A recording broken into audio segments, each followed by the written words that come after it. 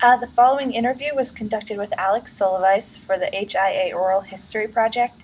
It took place on May 17th, 2012 in Burris Room 119.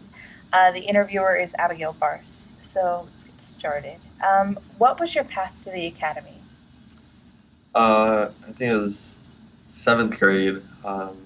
My assistant principal, or somebody with a similar title, was had told me about the school and sort of piqued my interest. And then sophomore year, I looked into it again and ended up applying. Did you have doubts that the academy was the right place? Um,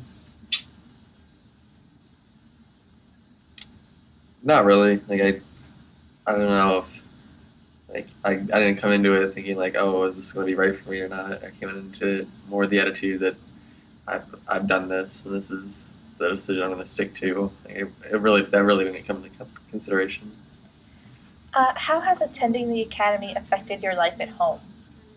Uh, I feel like my parents recognize my independence a lot more now, and like I have a lot more freedom at this point. Like before, like when I was at home, like I had to be in by a certain time, and I had to tell them where I was going. But now just I just leave. What aspect of living at the academy has proven to be most influential?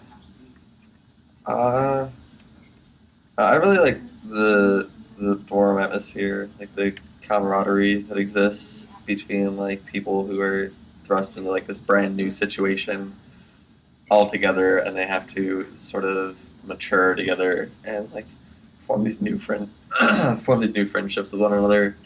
Uh, I really like that part of the academy. What do you wish you had known before you came to the academy?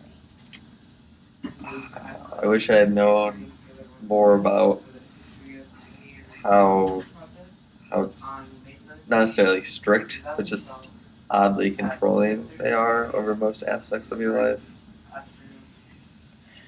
How does the social life at the academy compare to that of your old school? Um,